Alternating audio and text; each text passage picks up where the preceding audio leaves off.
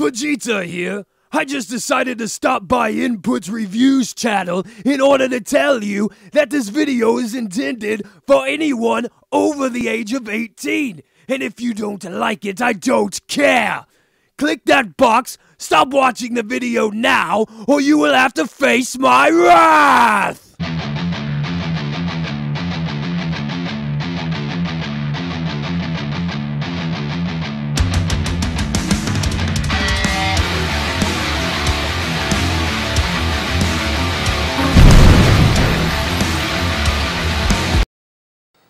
Hey everyone, welcome back to Input, and in this customizing tutorial I'm actually going to show you something on the Titans class Combiner Wars Devastator. Now what am I doing? Well, I've always been a fan of all three of these Devastators. There's three different versions out there. There's the Unite Warriors, the Combiner Wars one, which is here, and then you also have the San Diego Comic-Con Combiner Wars one, which it's out there. All three versions are out there if you want to pick and choose or buy all three in Kit Bash, whichever one you want to do. Thing is, the Combiner Wars one here, there's always been one little thing that's always just never appealed to me, is that these shoulders here are two different colors, purple and green. Now, the Comic-Con version fixed this problem real simply by making both of these black. So instead of purple and green, the inside treads here were black. The Unite Warriors version fixed that by making them purple. So what I'm going to do is I'm going to take a page out of the book of Takara here, and I'm going to make it purple. Now I was originally going to make it black, but I like the idea of it being purple more so it flows all together. And when it's purple, it makes his chest piece stand out a little bit better because it elongates the illusion up to his shoulders. So it gives him a broader looking chest. So that's what we're going to do. So what I'm going to do here is I'm not going to film me painting this Devastator while he's all combined up. What I'm going to do is I'm going to tear the arms off, I'm going to rip them off, and then re-angle, and then start to paint. And I'm going to show you guys how to do all of this. So let's dive into it. Okay guys, so what are you going to need in order to do this? Well, obviously you're going to need whatever color that you want it to be, first of all. Then you're also going to need some type of primer. Now, you don't necessarily need a primer, but the reason why I am using a primer is to get these things the same color. See, what happens if I was just going to paint purple over this and then purple over this side would come out darker than this side because the base color would be green, this light neon green, versus this darker shade of purple. You don't want that. You want both sides to match. Now, if you really wanted to go really in depth with it, you could color match the purple. So, purple that I have here is the Game Workshop Citadel, what is that? Xerius purple. So, it's a pretty close match. And the other thing you're going to need, obviously, before I move on, is a paintbrush and paintbrushes. So, yeah. So, this purple is a pretty... I'll grab a different brush instead of the brush that I'm actually going to paint with. The purple here is a pretty good match for that Decepticon purple. So,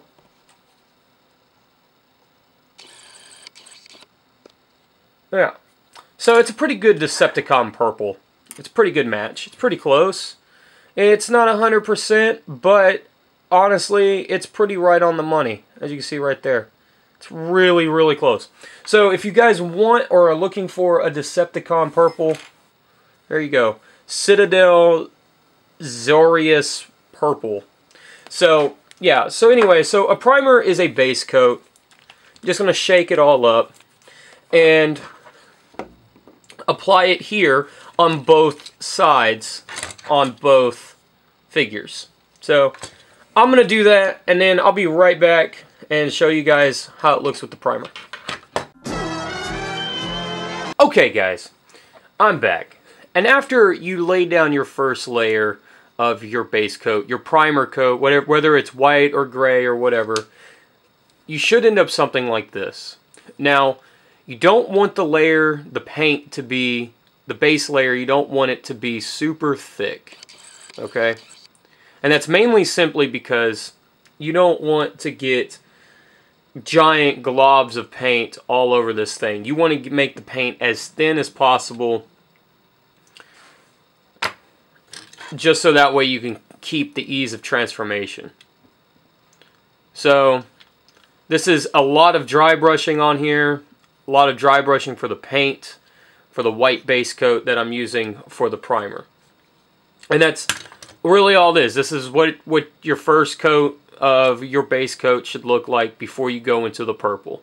Now, you don't necessarily need the base coat to cover the entire part that you're painting, but you do want, so basically if you see a little bit showing through the paint, that's okay, because this is what you're going to cover it with. And so this is what you're going to use roughly 2, maybe 3 layers even onto this part. Like I said earlier, this white coat is to just get everything to color match. That's it. Okay? That's all it is. You just want it to color match. And that's it. So it doesn't have to be perfect.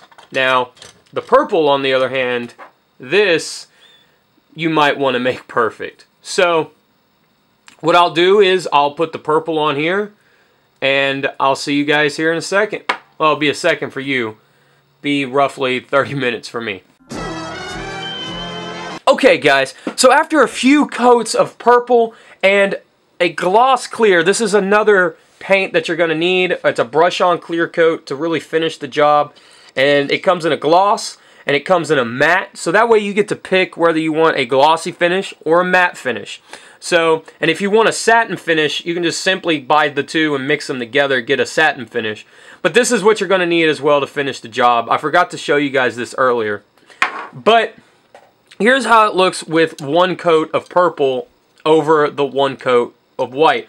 You see the purple still, or the white still coming through the purple on both sides. So you're going to need, if you're going to do this, you're going to need at least 2 coats of purple on here. Now what I did on Bone Crusher here is I did 3 coats of purple, and I did 1 coat of gloss clear on it so far, and after the gloss clear dries, I'm going to give it a 2nd coat of gloss, and I think that should match the glossiness that is here on this upgrade kit right here, and it should match the glossiness of the plastic right there on Mixmaster's drum and the rest of the glossiness of the purple on Devastator. So I'm going to go ahead and I'm going to finish painting the purple on this guy here and let Bone Crusher here dry, and then I'll show you guys what it looks like with 2 coats of gloss with the 3 coats of purple underneath. And you can see right now the gloss is still wet, but it is catching the light really well. And I think a second coat of gloss will really kind of bring that out a little bit better, a little bit more sheen to it. And like I said, I'm going to finish this right here. Finish these guys here, and I'll be back to show you guys the finished product with how everything comes together and how everything looks. Okay guys, so I'm back, finished doing the purple, and actually put a 1 layer of clear coat on this guy, and did the 2nd layer of clear coat on this guy. And as you can see, the purple on this one is got a little bit more of a sheen to it than this one over here, and that's what I was going for, this right here. Wanted it to have this type of sheen. And as you can see, the purple is a little bit darker than the factory plastic purple, which I'm okay with. I think it gives it a nice standout on the treads, because I always felt like the Combiner Wars version of this figure didn't have any coloring on the inside of the treads, except for, well, they color matched the inside of the treads with the what become the robot legs, and really never really was a fan of that. So I think this came out perfectly. So it's a little bit of a darker shade of purple than the treads and the outside treads, and I think it makes it stand off just perfectly, and it gives it a nice color match. So I'm going to let this one finish drying. I'm going to throw a second coat of clear coat on this one. I'm going to slam Devastator's arms back together and throw them back together. Or slam his arms back on him and throw him back together. And then I'll show you guys what he looks like, completely glossy and painted, and what the arms look like. So I'll be back with you guys in a second. Okay guys, here he is, back together, fully loaded, armed up, ready to destroy and devastate. I see what I did there. Devastate some Autobots. Now, I will admit that this side over here, not a whole lot has changed in terms of looks, but this side over here has really, really popped out. This looks awesome to me, and the fact that these purples in here inside the treads are now matching really makes the figure come to life that much more. Now, because I went with the custom paint job, I guess you could say, the great thing about that is that if I didn't want purple, or if you don't want purple, if you want black or red or something like that, you could totally go for whatever look that you want. I mean, you could do that with any figure that you want, but I feel like this really, like I said, brings it all together and really finishes off the retail Combiner Wars look for Combiner Wars Devastator. I really think it finishes the look for him. So this has just been a custom tutorial video and a kind of what I've been up to kind of video as far as custom work goes. And so if you guys liked it, I hope you guys enjoyed it. And as next time, I will see you guys next video. Stay safe out there, guys. And as always, cut it out. Later, guys.